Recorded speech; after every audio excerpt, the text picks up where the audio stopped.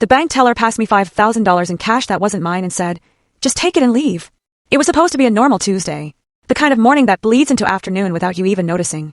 I'd come to the bank to deposit my paycheck, all $847 of it, a 5-minute errand I'd done 100 times before.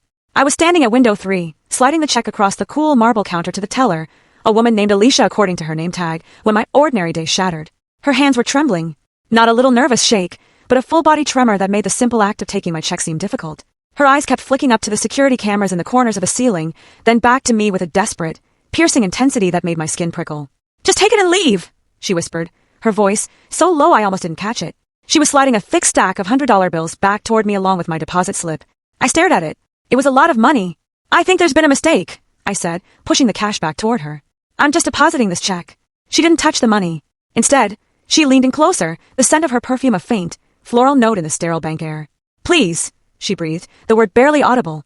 "I know how this looks, but you need to trust me right now. Take the money, walk out of this bank, and don't come back here for at least 3 days." My first, cynical thought was that this was some kind of elaborate scam. She claimed I robbed her, and the security footage would show me pocketing a stack of cash. But when I looked at her face, I didn't see cunning or greed. I saw raw, undiluted fear. A soft ding echoed from the entrance behind me. Alicia's face went as white as the deposit slip in my hand. "He's here," she whispered, a frantic edge to her voice. "Please, just go. Take it."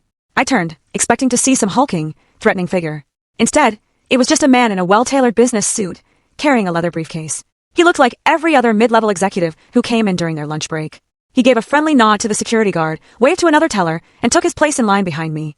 He seemed completely harmless. When I looked back at Alicia, the terrified woman was gone.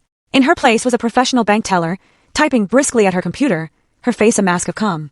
"Is there anything else I can help you with today?" she asked, her voice loud and bright, a stark contrast to the hushed plea of moments ago. I was frozen, the stack of $100 bills sitting on the counter between us like an accusation. "Everything okay up there, Alicia?" the man in the suit called out. She flashed him a brilliant, practiced smile, but I could see a fine sheen of sweat on her forehead despite the bank's aggressive air conditioning. "Just fine, Mr. Garrett. This customer was just asking about our savings account options." Mr. Garrett nodded, already looking at his phone. Alicia's eyes met mine again, and they were begging me, screaming at me to play along. I've never been the kind of person who reads situations well. Social cues often fly right over my head. But in that moment, something was crystal clear. The terror in her eyes was real. The way her hand was pressed against her stomach, like she was physically holding herself together, was real. I made a split-second decision. I picked up the money and put it in my jacket pocket. It felt heavy, dangerous. "Thank you for your help with the savings account information," I said, my voice miraculously steady. "I'll think about it and come back another time." The relief that washed over her was so profound her shoulders actually sagged. Mr. Garrett noticed and stepped forward, his face creased with concern. "Are you feeling all right, Alicia? You look pale." She laughed it off, a high, tight sound, and mumbled something about skipping breakfast. He offered to get someone to cover her station, but she declined a little too quickly.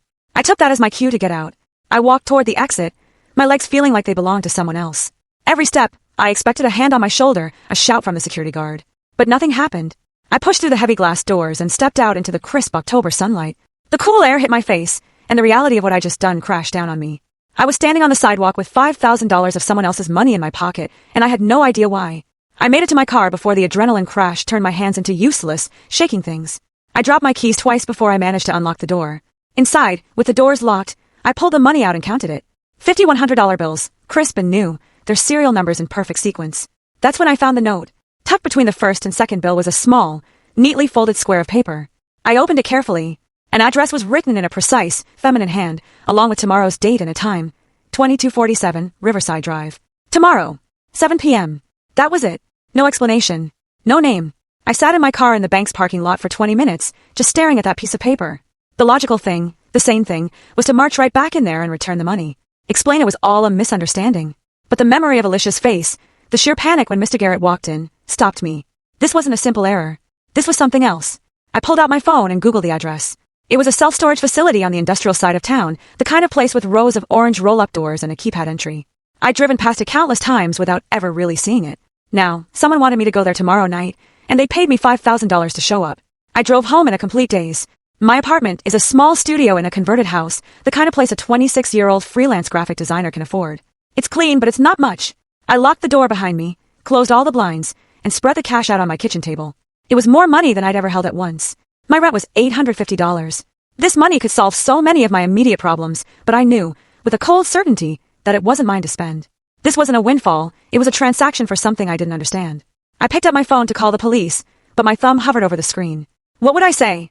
A bank teller gave me money and told me to run. The security footage would show me taking it and leaving. Alicia, to save her own skin, would probably deny everything. I'd be the one in handcuffs, trying to explain a story that sounded completely insane. I put the phone down and made coffee instead, my third cup of the day, even though it was barely noon. I needed to think. Someone had gone to a lot of trouble to get this money into my hands and direct me to that storage unit. Why me? I wasn't anyone important. I had no connections, no special skills. I was a random person who'd walked into the bank at what was either exactly the wrong time or exactly the right one. My phone buzzed with a text from an unknown number. The message was simple. Thank you for helping Alicia. She'll explain everything tomorrow. Don't go to the police. I stared at the screen, my coffee forgotten. Someone was watching me. They knew I'd taken the money, left the bank, and was now sitting in my apartment. I went to the window and peered through the blinds. A blue sedan was parked 3 houses down, its engine running. As soon as I appeared, it pulled away from the curb and drove off, calm and casual. I let the blinds fall shut. The rest of the day passed in a strange, paranoid haze. I tried to work on a logo design for a client, but I couldn't focus. I tried to watch TV, but every sound from the street made me jump. I kept counting the money, rereading the address, hoping it would suddenly make sense. By evening, I'd almost convinced myself I was being ridiculous. Maybe Alicia was just a flustered employee who'd made a huge mistake and was terrified of getting fired.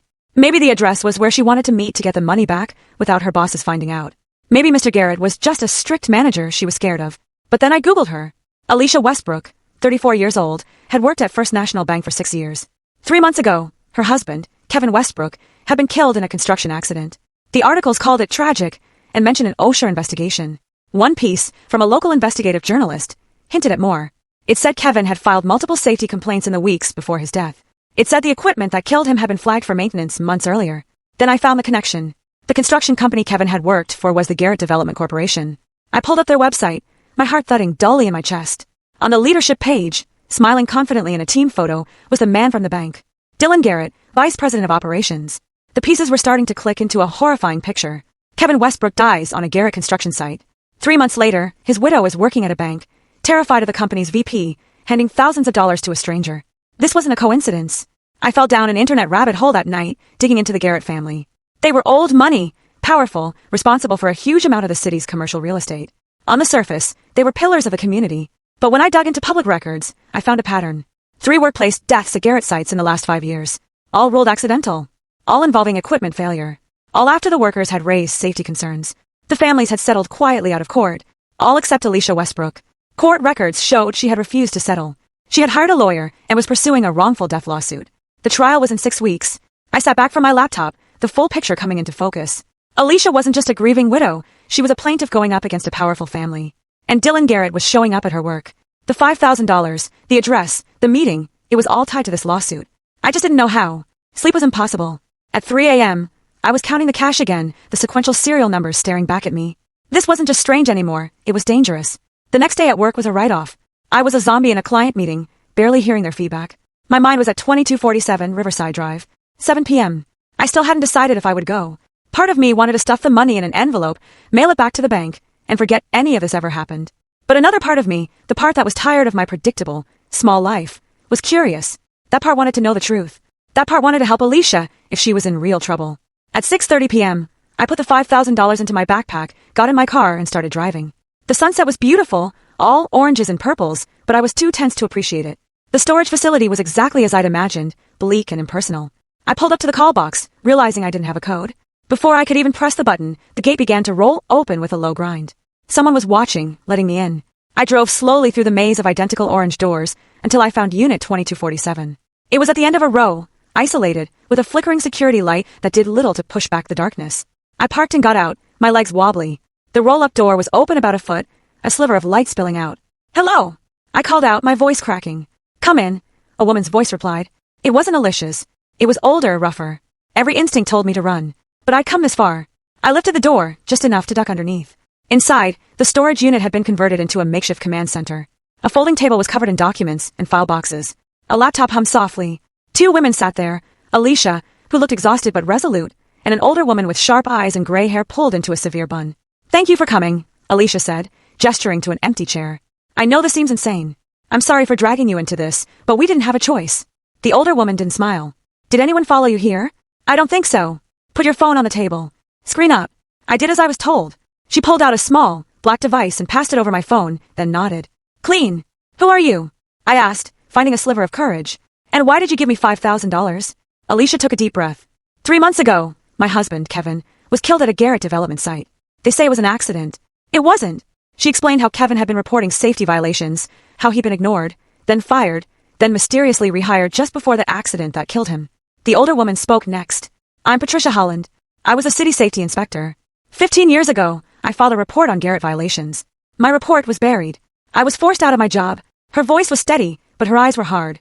6 months later, my daughter, an accountant, found financial irregularities in a company that did business with the Garretts. She reported it.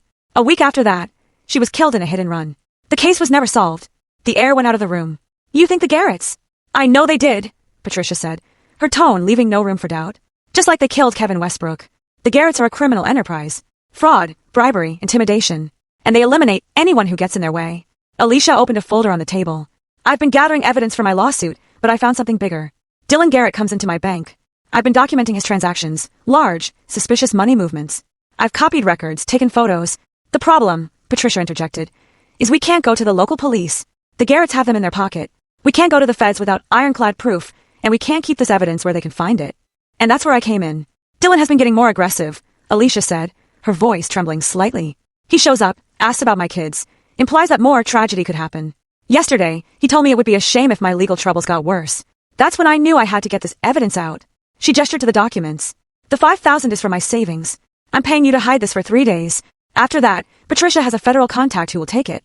Why me? I asked, looking between them. You don't know anything about me. Exactly, Patricia said bluntly.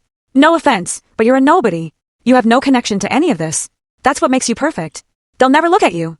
I looked at the folder, at the USB drive Patricia now placed on the table. This was evidence that got people killed. What if they find me? They won't, Alicia said. The bank footage is clean. The money was passed under the counter. We've been careful. I thought about Kevin Westbrook, about Patricia's daughter. I thought about my own boring, safe life. And I made my decision. Okay, I said. I'll do it. 3 days, then I'm out. The relief on Alicia's face was a physical thing. Patricia handed me the USB drive. Don't plug this into anything connected to the internet. Don't tell a soul. Act normal. In 3 days, we'll contact you for the handoff. Then you walk away, keep the money, and forget any of this happened. I put the drive in my pocket. It felt impossibly heavy. The next 48 hours were the longest of my life. I moved through my routines like a ghost, jumping at every noise, convinced every car that passed was watching me. I was a bundle of exposed nerves. When my phone rang with an unknown number on the 3rd morning, I almost dropped it. It was Patricia. The handoff is tonight. 9 p.m. same place. Bring the drive. It ends tonight. I spent the day in a state of high alert. By 8:30 p.m., I was ready to get this over with. I put the USB drive in my pocket and headed for the door. That's when I saw it. A black SUV with tinted windows parked across the street, its engine running. My blood ran cold. The driver's door opened, and Dylan Garrett himself stepped out. He was dressed casually, but his smile was anything but relaxed. He saw me in the window and started walking toward my building. I slammed the door shut and locked it, my heart trying to beat its way out of my chest. He knocked. 3 calm, measured raps. I know you're in there, he called through the wood. I just want to talk. I pressed myself against the wall, my phone clutched in my hand. I know Alicia Westbrook gave you something, he continued, his voice reasonable, almost friendly. I know you met with her, and that obsessed woman, Patricia Holland. You think you're helping, but you need to understand what's really going on.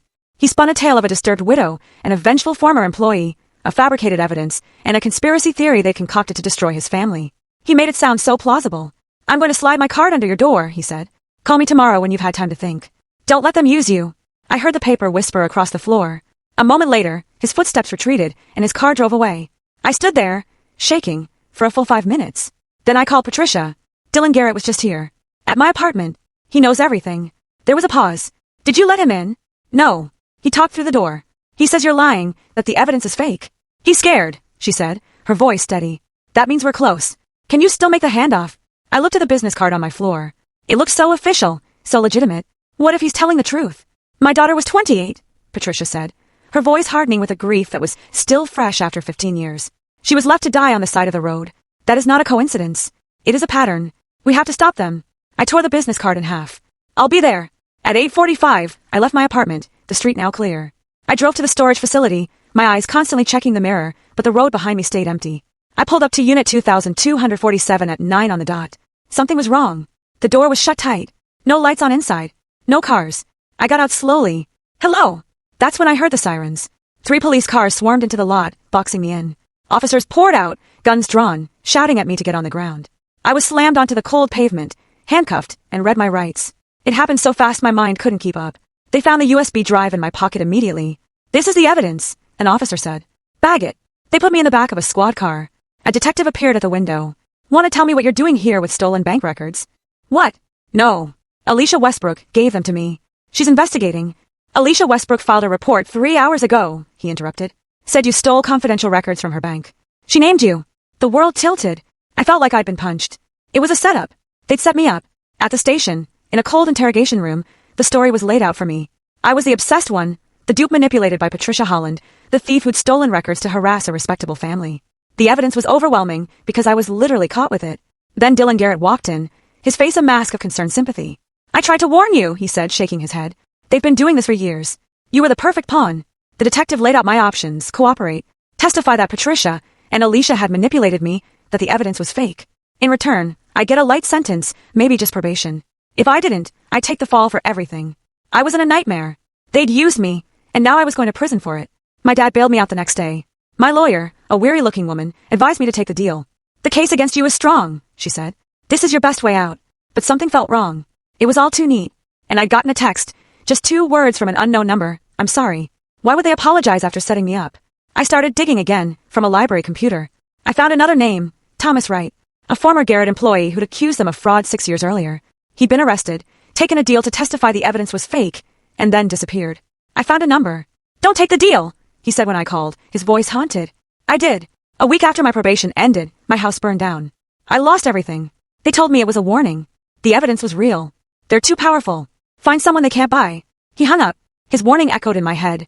Taking the deal wouldn't save me. It would just make me their puppet before they eventually silenced me for good. I had to find the real evidence.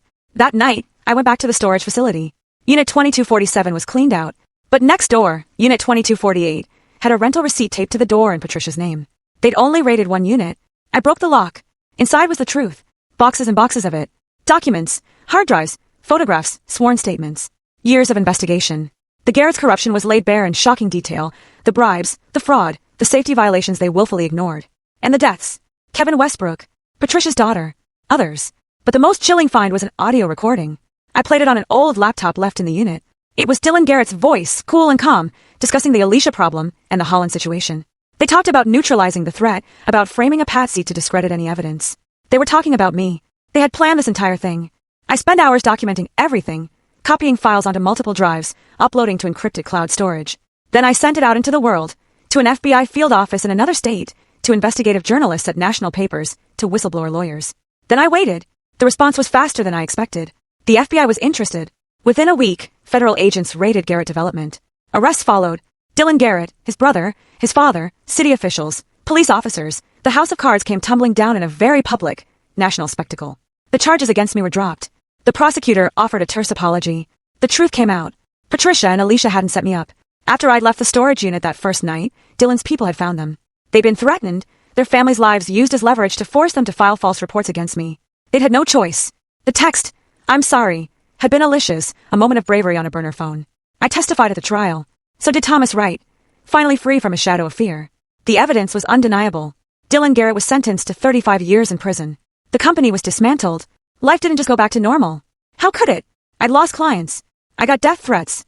I moved twice. The fear took a long time to fade. But Alicia and I became real friends. Her kids call me Aunt Sam. Patricia checks on me like a mother hen. The reward money from the FBI cleared my debts. I even got a new job, using my unwanted expertise to help a law firm investigate corporate corruption. Sometimes, I still think about that moment at the bank. The weight of the money in my hand, the terror in Alicia's eyes. I think about how close I came to walking away, to refusing the bizarre request and going back to my safe, small life. The bank teller passed me $5,000 that wasn't mine and told me to take it. And that single, split-second decision to trust a stranger's fear is what finally brought a house of monsters crashing down.